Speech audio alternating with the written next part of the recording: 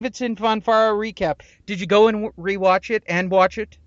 No, you really didn't have to. It was a 2 round fight, Lee, and it was pretty meaningless. Probably there was not another sporting event on Saturday that meant less to its sport than this fight did to boxing. So yeah, I watched it. Didn't watch it live. I won't lie to you people. No, did not watch that fight live. I had a party, graduation party to go to, and I went because I already knew the outcome. Didn't know when he was going to knock out Fonfara, but I had no hope What did that what did, Fonfara was going to win this fight. what'd you drink at the party? Coronas. Strictly a Corona guy, dude. How many Coronas? Mm. This is the good part. So there's like an 18 pack, right? Yeah. My brother tells me, go ahead and drink as whatever you want. There's the ice chest, take them. So bam. So I said, yeah, someone bought Coronas. That's very nice. So Lee, as I'm taking them down, I want to be a good guy, right? And put more Coronas in the ice chest that I take out, correct? Right. Well, as the night carries on, I can see that I'm the only one dipping into this Corona box. So I was like, damn, bro, I hope the guy that bought those isn't, going to be pissed off that I drank all of his beers. But I keep putting Coronas in the ice chest. No one's taking them but me. It was my mom. My mom bought them for me, Lee. Oh, Aww. The bang. one who thinks I'm a drug addict. More inside jokes to the show. You should listen to everything, and then you'd know about that inside joke too. I'll never forget that. One of the primary reasons why I Ay, quit ay, ay. vaping. So true. All right. So 2 rounds. It's in the books. Is that the end of the saga of Stevenson Fonfara? No, I hope, the way PBC is with this guy, you never know. Maybe Fonfara gets a win and gets a third shot at him. No, look, seriously, the fight before Alvarez and Pascal went 12 rounds. This was supposed to be an eliminator for the WBC title that Stevenson holds. Lee, Yeah. after the fight, they asked Adonisson, do you want to fight Elder Alvarez, I believe his name is? Yeah. I believe that's his name too. Like his whole team starts shaking their head, no. Sam Watson's shaking his head, no. Stevenson starts laughing like it was a total joke. No, Alvarez is not going to get a shot at Adonis Stevenson. And Adonis really didn't say that he wanted to fight anyone. He just basically said he's the king, which he's not. That he'll fight whoever his promoter puts in front of him, obviously, what all the PBC guys say. So it was a very big letdown. But obviously, like I said, I didn't watch it live, so I wasn't too pissed off about it. I just don't know what to expect from this guy anymore. He's lost all my respect for me as a champ. This guy's not a champion anymore. He's ripping off the fans in Canada. I know what they're waiting for, Lee. They're waiting for Kovalev and Ward to either beat the hell out of each other or get both of them get old trying to beat the hell out of each other. Either way, it's a win for the Stevenson team if they just stay on the sidelines. Yeah, he's up there in age. He's like 39. But it's still a win for him to stay on the sidelines, stay in tune with, with his skills, keep them tight, keep doing these fights. And once these two guys are probably done with their third fight, right? Like Lee, and we'll get to Kovalev Ward, but let's just say Kovalev gets revenge in the second fight. They're doing a third one, correct?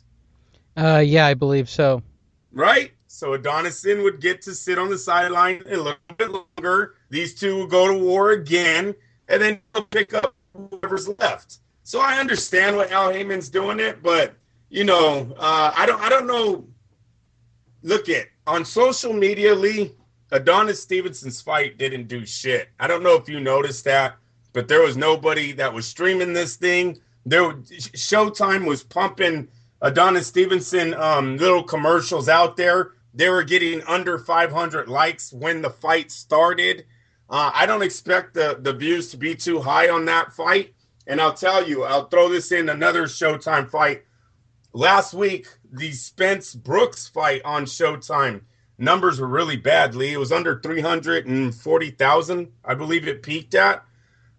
Just bad numbers. And, we talked about Spence doing the 6 million views, having the big fight in the UK, there was a lot of people. I thought he would have gotten more on Showtime than 340,000, but that's what they're reporting it peaked at. So with Spence Brook being a major fight and bringing in such a little viewership, I can't expect Adonis Stevenson Fonfara to do, even 340,000 views.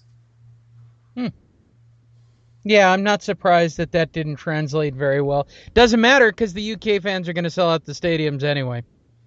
It is what it is. Yeah, they're doing fine. They're doing fine. And I like how boxing is releasing a lot of stories saying that 2007 is better for us fans. And while that's true, the matches are being made that we want to see.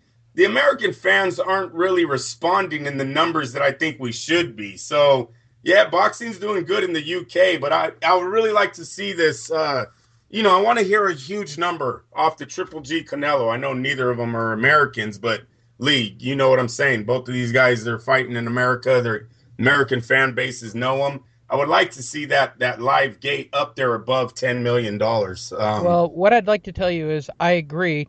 The year 2007 was a good year for boxing. 2017, bro. No, you said 7. Oh, sorry, everyone. 2017. 17. Why are you correcting it? You should have just went with it. I don't know. It's like correcting Sandwich, and it's like correcting... Oh, whatever, dude. My nieces and nephews get me on that one all the time. Oh, jeez almighty. All right, Ward Kovalev 24/7. First episode aired. It is obvious to me that HBO is now investing heavily again in Kovalev. And they should. Kovalev's the story here. Ward is gone silent completely about this fight. And I'm not exactly sure why he signed the fight, because I am getting the general impression that Ward doesn't feel very good about the rematch. You know, in the 24/7, Lee, I thought Ward was a little bit out of character. He wasn't too humble in this 24/7. Was kind of throwing some shots out there towards Kovalev. Talked about, Ward has a chip on his shoulder, and I think you could see that in this 24/7. He deserves to have one. Right. I mean, last year we said he was Fighter of the Year. But he should be considered the pound-for-pound champion. And I think he's got a strong debate for a guy who hasn't lost. He's the best in the last decade. I keep going back to it. The Super Six made him. Period. He hasn't lost since then, so I don't understand why everybody still gives this guy a hard time. He's beaten everybody they've given him. Yep.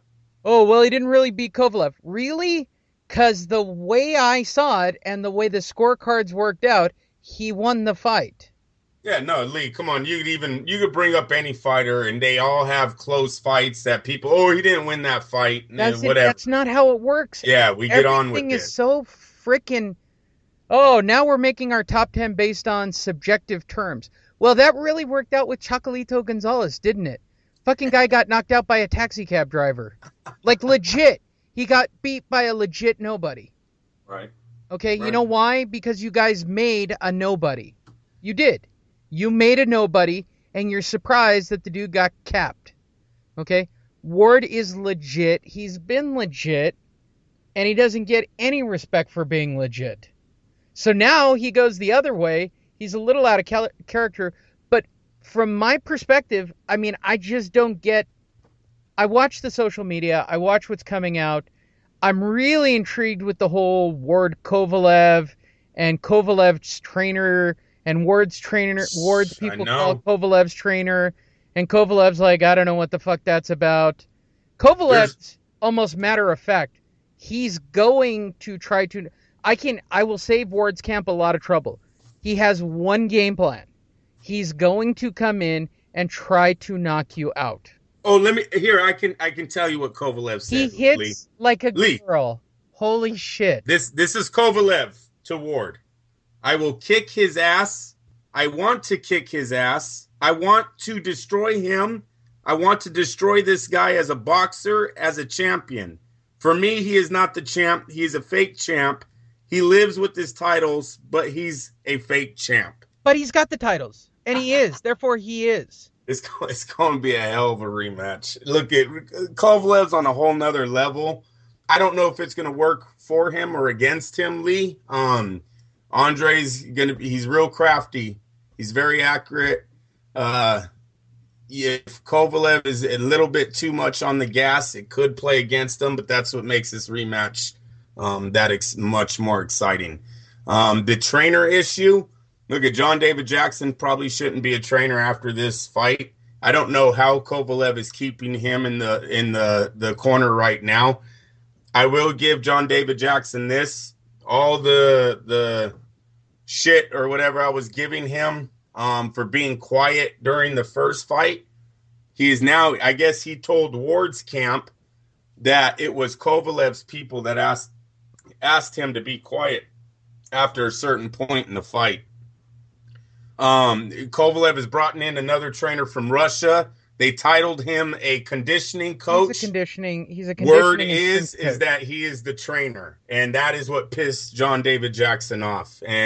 But for John David Jackson to go over to Ward's team and even talk about jumping sides, giving him a whole bunch of information that he had no business telling Ward's team without your name being on a contract, what were you thinking? And see, if I'm Kovalev, I fire this dude. There's no way I keep him in my corner. The fact that he was telling Ward, even the littlest of things that Ward let out, like how they told him to be quiet and not to talk after a certain point, I fire him because of just saying that before I start thinking about everything else he's told this guy. Yeah, but you don't want him. Look, they're now paying him to sit on his hands and shut the fuck up. Yeah, but I wouldn't pay him to be in my corner. Yeah, but you got to pay. He could be a spy. No, he's not going to. I mean, he'll be He out could be there. a spy. Right. But at this point, you've got to get him signed and no compete. They're basically just keeping an eye on him now. And Ward's camp has made it pretty clear. We don't fucking need. They've already used him. Yeah. They've used them. Look at Ward's trying to act like he's the higher person here. Like, oh, I can't believe he did all that. But let me tell you guys something. John David Jackson didn't just go over there and start running his mouth without Ward's team at least giving him the assumption that they would bring him on. You know what I'm leading them. You know what I mean? Acting like a friend. It's John David Jackson's fault for talking without a contract. He should have waited until he signed before he actually started telling these guys stuff.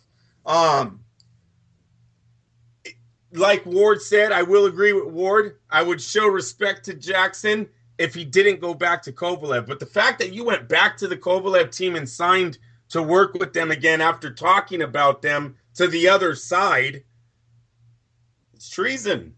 It's treason. You're gone. Well, it'll be interesting to see how that plays out. Let's move over now to the Oscar De La Hoya video that you sent to me. Damn. Dana White, I think, released that one. Dana White, he was pissed off, Lee. You heard it. Say it. Go ahead. No, go ahead. No, this is all you. The video basically shows De La Hoya talking about Conor McGregor. If Conor McGregor was going to come to boxing, right? Just imagine if him and Golden Boy were working to go together, and that the only fight, Lee, the only fight that makes sense for boxing is McGregor versus Canelo. And by the way, for anybody wondering, the video came out long ago, when it was first talked about. It's on YouTube. Wasn't even a hard find. No. They just got it back out there. This is just awesome. I don't know if Dana actually thought that Oscar's email or blog, had that much of an effect on anything. I don't think Floyd had any intention of ever fighting Conor. I don't think that fight is close to being had. I don't think the fight is legit. I don't think that there's any, I still question that they've got to be offering a whole lot of money to Floyd to make that fight happen.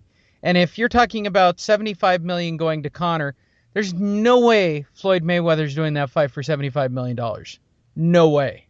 No, the fight got bigger than Floyd, and I think that's why Floyd started getting quiet about it. Floyd likes to dictate these fights. He is the man at the table.